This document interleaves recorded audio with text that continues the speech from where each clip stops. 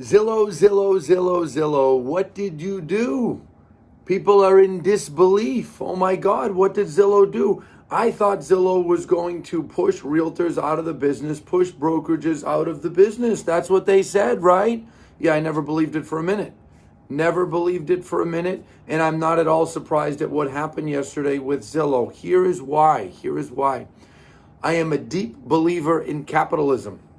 Capitalism doesn't fail.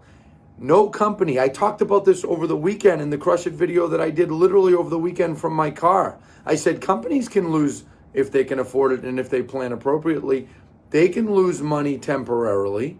They can lose money for 3 months, 6 months, maybe a year if you have investments lined up or a bank on board. I said if you're a tech company, maybe you can lose money for a few years, but you cannot lose money forever. And Zillow constantly, every quarter, was losing millions and millions of dollars in their home flipping business, in their, the business that they had where they were buying homes and selling them. The numbers weren't making sense. It wasn't adding up. Anthony Lamacchia here with Crush It in Real Estate. And I decided to come in the office this morning early to catch up on a few things. And I want to talk to you all about what has happened here. What has happened here is somewhat of a historic happening in the real estate space. I was at Inman last week, and as I told you all in my video over the weekend, there was a lot of talk about you can't make money in the brokerage space and these tech companies and tech this, tech that. My friends, look what happens when a tech company tries to play in the people business and in the construction business. Really, that's what happened. Flipping homes involves construction. It involves contractors. It involves having an understanding of homes beyond just what their value is from some algorithm. Okay, literally, it involves more. So when tech meets the people business, when tech meets the construction business and tries to dominate it, this is what happens. It's not surprising to me at all. Now, I feel for some of my realtor friends, some of my team leader friends, broker owner friends around the country who have decided to get in bed with Zillow and sell their properties and bow down and, oh my God, Zillow, Zillow, Zillow, and do everything that they ask.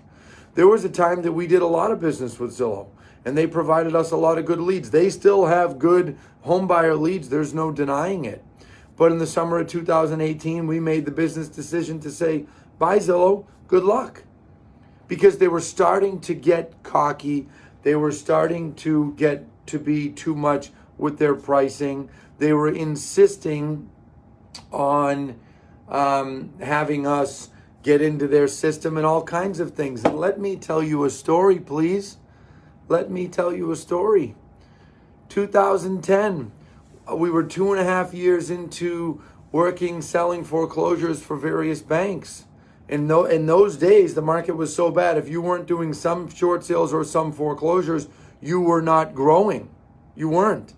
So we were doing it. And I distinctly remember in the spring of 2010 telling my ex-business partner, I'm not loving this as much as I thought. I feel like we are kissing ass, I'll never forget, to people in Texas who are in control of these properties. But what's going to happen when we get to the other side of this and there's no longer foreclosures? What's going to happen? We're going to have these friends in Texas, this small group of friends, nice people. Some of them actually, one of them is still a friend to this day, right? And some realtor friends I made during those days, still friends to this day. But I said, what's going to happen? Fast forward to May 2010, we got fired. Yes, fired. We made a mistake on one property. We worked very hard for this company. Made a mistake on one property, sent a letter to the wrong property. Someone knew a congressman, feathers got ruffled, we got fired. I was distraught. I was so angry. And then about 9 days later, I remember waking up one morning saying, this is probably the best thing that ever happened to my business because we got too dependent on one single source. Whether you are a realtor, a team leader, or broker owner, if you are watching, I am here to tell you, do not make that mistake I made. When I made that mistake years ago, I committed to never, ever, ever, ever allowing my business, our company here, Lamacchia Realty, never allowing it to become dependent on one single source ever again. And I never, ever did. Sure, we're in the relocation space. We have various relocation management companies that refer us business. We receive leads from various sources like Ylopo. But you know how much of our business that is? About 22%. The majority of our business is relationship based. It's working by referral. It is teaching our agents, training our agents, encouraging our agents, providing incentives for our agents to work by referral. I actually have a training on it this morning.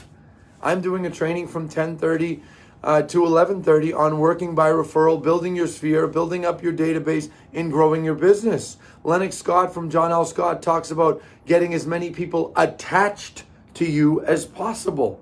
So now the people that have been working with Zillow, they're going to have a hard time. They got dependent on seller leads, right? They got dependent on seller leads. See, folks, the real estate business as a whole is a relationship business. Yes, of course, we enjoy providing some leads to our agents. We have various ways that we produce leads. We do television advertising, billboard campaigns, all kinds of things to drive some leads in. But at the end of the day, this is the relationship business. So now it's breaking news in the real estate space. Zillow gives up the home flipping business after losing 180 million the last quarter, 200 million the quarter before. I just read they're going to write down $550 million in losses in Q3 and Q4. Rich Barton's a billionaire. He'll be totally fine.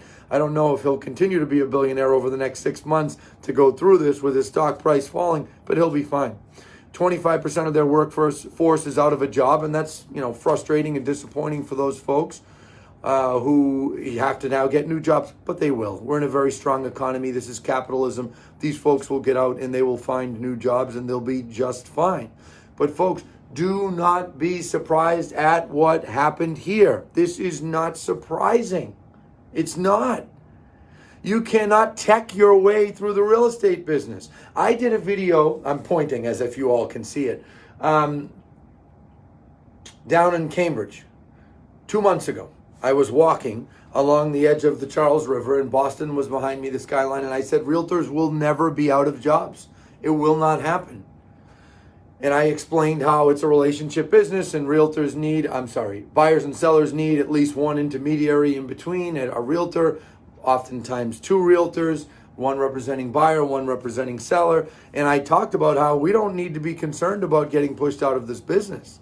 It's not going to happen. So all these tech companies, there was an article last week, I think it was in Inman, that said, could Redfin and Zillow buy all the homes? Could they do that? And I'm reading, I'm like, this is ridiculous. All the sellers are not going to sell to them. They would like to think that. Heck, I'd like to think that all the home sellers out there are going to sell through my company. Not going to happen. Not going to happen. I'd love to. I'd love to have every home seller come to us and end up in court being charged with a monopoly. Great. Not going to happen. Consumers have choices. This is a relationship business. We're not going to be able to recruit every realtor. We're not going to be able to get every home seller. It's how it goes. I talked about this over the weekend. I talked about how businesses can't lose money forever. So I don't know where you may be sitting in this. You may be a realtor that's unaffected by this. You may be a realtor that is dependent upon Zillow leads. That may be the case. And if that's the case, reevaluate your business. Do not be totally dependent on any source of leads, Zillow or anyone else. In the beginning of getting into the business, it is normal to be much more dependent on some type of lead sources. That's normal. But your goal is to wean off that as soon as possible. Stay in touch with past clients, work your sphere, work referrals, and grow your business. Get people attached to you. Okay, like I said, I'm doing a training on that this morning at 10:30. It's one of our trainings that we have. If you're a team leader, so I just talked about what to do if you're a realtor.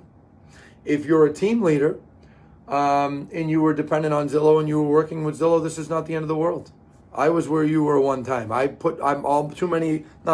Too many of my eggs in one basket, and it caused us a setback for 6 months.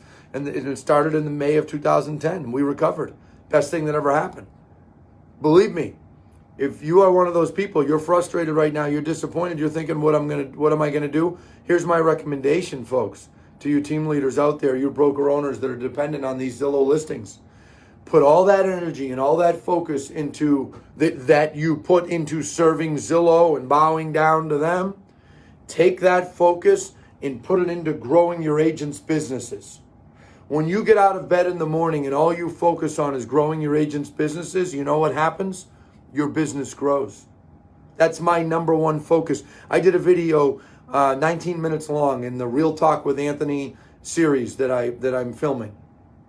And I talked about how our main focus is to grow the agents' businesses. When we put that first, the company then grows.